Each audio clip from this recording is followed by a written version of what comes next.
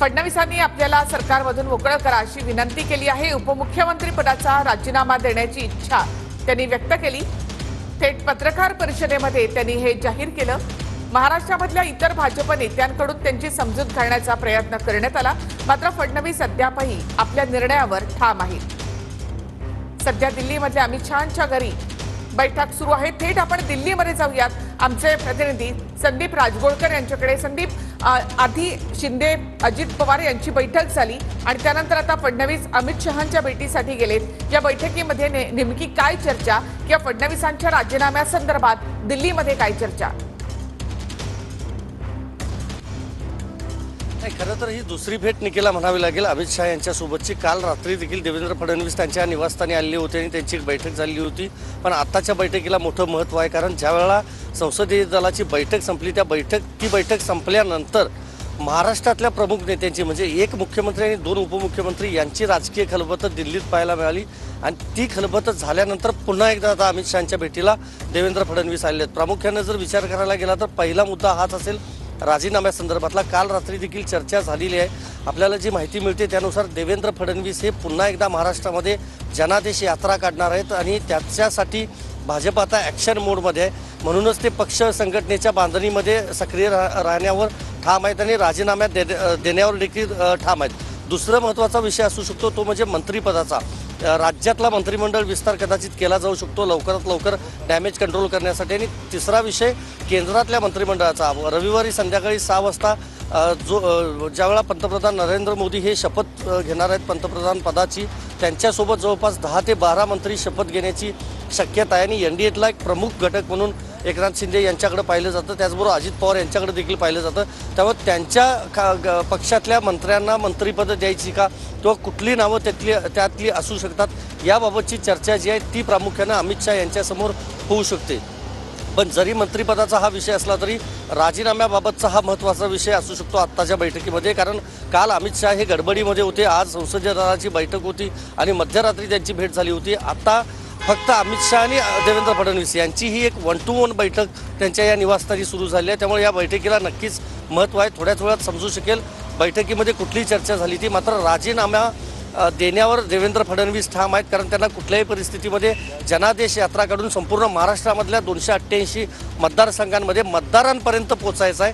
त्यामुळं भाजप नेतृत्व आता याबाबतीतलं काय निर्णय घेतं आणि गृहमंत्रीपद किंवा आता त्यांच्या जागी जे उपमुख्यमंत्रीपद आहे त्याबाबत देखील वरिष्ठ भाजपचे काय निर्णय घेतात हे बघणं महत्त्वाचं असणार आहे। निखिला, नक्कीच संदीप, आणि या संदर्भात म्हणजे उपमुख्यमंत्री पदाचा राजीनामा देण्यावर जर देवेंद्र फडणवीस ठाम राहिले तर त्यांना एक नाव यासाठी सुचवावं लागेल। तर महाराष्ट्रामध्ये अशी चर्चा आहे की गिरीश महाजन यांचं नाव उपमुख्यमंत्री पदासाठी देवेंद्र फडणवीस सुचवू शकतात।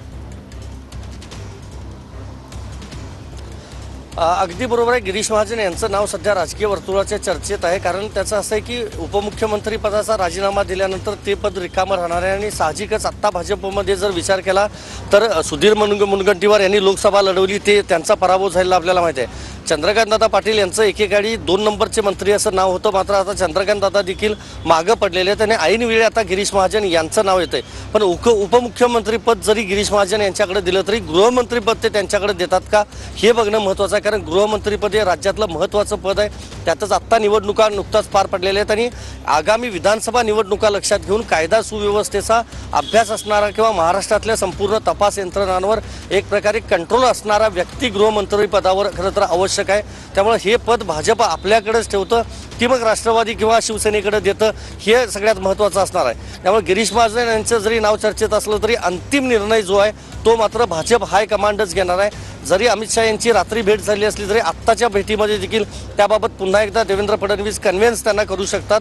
मी सांगितल्याप्रमाणे त्यांना जनादेश यात्रा काढायची आहे 288 मतदारसंघांमध्ये आणि काल ज्यावेळेला ही भेट झाली होती निखिला त्यावेळेला त्यांनी एक जी ब्ल्यू प्रिंट जी आहे म्हणजे संपूर्ण जो आराखडा आहे कशा पद्धतीनं पुढच्या 3 ते 4 महिन्यात त्यांना पक्ष संघटनेचं बांधणीचं जे काम करायचं आहे महाराष्ट्रामध्ये त्याबाबतचा जो रोडमॅप आहे किंवा जी ब्ल्यू प्रिंट आहे ती त्यांनी अमित शहा यांच्याकडे सादर केलेली आहे। त्यानंतर पुन्हा आता ही त्यांच्या दोघांच्या मध्ये बैठक होती। त्यामुळे नक्कीच याला महत्त्व आहे आणि मी आधी सांगितल्याप्रमाणे मुख्यमंत्री आणि उपमुख्यमंत्र्यांच्या सोबतची बैठक संपून आता परत उपमुख्यमंत्री फडणवीस हे अमित शहा यांच्या भेटीला दाखल झाले आहेत. त्यामुळे बघावं लागेल नेमकं कुठल्या विषयांवर चर्चा होते. मात्र भाजप हायकमांड त्यांचा राजीनामा मान्य करतं का हे बघावं लागेल, आणि मान्य केला तर मग गृहमंत्रीपदी कोण असेल, उपमुख्यमंत्रीपदी कोण असेल, की गिरीश महाजन यांच्याच गळ्यात ती माळ पडते उपमुख्यमंत्रीपदाची, हे बघणं महत्त्वाचं असणार आहे. निखिला. संदीप, मुख्यमंत्री म्हणून ज्यावेळेला एकनाथ शिंदे यांचं नाव पुढे आलं त्यावेळेला देवेंद्र फडणवीस यांनी आपण सरकारमध्ये नाही राहणार तर बाहेर राहून आपण सरकारवर लक्ष ठेवू असं म्हटलं होतं. मात्र अमित शहानी स्वतः फोन करून पुन्हा एकदा उपमुख्यमंत्री पदाची शपथ देवेंद्र फडणवीसांना घ्यायला लावली होती. आताही तसंच होईल? अमित शहा काही देवेंद्र फडणवीस यांची समजूत काढू शकतील असं काही वाटतं का? नाही, समजूत काढली तर जाईलच, प्रश्नच नाही त्याबद्दल. कारण आपल्याला माहिती आहे की महाराष्ट्रामध्ये मोठा चेहरा म्हणजे भाजपचा देवेंद्र फडणवीस हेच आहेत. त्यांच्या नेतृत्वाखालीच आपल्याला माहिती आहे 14 ते 19 मध्ये सरकार चालवलं गेलं होतं निखिला, आणि त्यानंतर काही काळ वगळता म्हणजे महाविकास आघाडीचं सरकार आलं, त्यामुळे देवेंद्र फडणवीस हे पदावर राहिलेले नव्हते. तसं पाहायला गेलं तर गृहमंत्रीपद त्यांनी सांभाळलेलं आहे आतापर्यंत. मोठी बाकीची पदं जी आहेत ती देखील त्यांनी सांभाळलेलं आहेत. आणि सकाळ म्हणजे ज्यावेळेला त्यांची पत्रकार परिषद झाली होती मुंबईमध्ये, त्यानंतर आपण पाहिलं तर अगदी मोठे नेते असतील ते छोटे कार्यकर्ते असतील महाराष्ट्रामधले, या सगळ्यांनी फडणवीस यांच्या या निर्णयाला खरं तर विरोध केलेला आहे. दुसरीकडे पराभव जो झालेला आहे त्याची जबाबदारी त्यांनी स्वीकारलेली आहे. म्हणजे मी आज काही खासदारांशी बोललो दिल्लीमध्ये, तर त्यांचं असं म्हणणं आहे की राजकारणातले ते आयकॉन आहेत आमच्यासाठी, त्यांनी ती जबाबदारी मान्य केली. म्हणजे विजय जर झाला असता तर पाठ थोपटून कोणी घेऊ शकतं, पण जर पराभव झालेला असेल तर त्याची जबाबदारी घ्यायची हिंमत लागते, आणि ती जबाबदारी फडणवीस यांनी घेतली असं त्यांच्या पक्षातल्या नेत्यांचं म्हणणं आहे. त्यामुळे हे नक्कीच हायकमांडपर्यंत पोहोचलं असणारच. ज्यावेळेला मुख्यमंत्री एकनाथ शिंदे झाले होते त्यावेळेला उपमुख्यमंत्रीपद घ्यायला तयार नव्हते देवेंद्र फडणवीस, त्यावेळेला देखील त्यांची समजूत काढली होती अमित शहा यांनी. आणि अमित शहा आणि देवेंद्र फडणवीस यांचे जवळचे संबंध आहेत. आपल्याला माहिती आहे महाराष्ट्रासंदर्भातला कुठलाही निर्णय जर घ्यायचा असेल तर अमित शहा नक्कीच देवेंद्र फडणवीस यांना विचारल्याशिवाय पुढे जात नाहीत.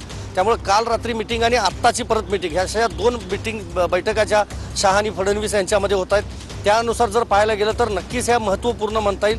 आणि गृहमंत्री पदाबाबत नक्कीच भाजप हायकमांड विचार करेल, कारण आगामी काळामध्ये विधानसभा निवडणुका आहेत, आणि त्या निवडणुकांच्या काळामध्ये कायदा सुव्यवस्था राखणं, महाराष्ट्रासारखं मोठं राज्य देशातलं जबाबदारी असणारं एक राज्य आहे ते. त्यामुळे नागरिकांना कुठलाही त्रास होऊ नये, मतदारांना त्रास होऊ नये, या सगळ्या दृष्टीनं भाजप हायकमांड. इथे गिरीश महाजन यांच्या नावाची चर्चा उपमुख्यमंत्री पदासाठी सध्या सुरू आहे तर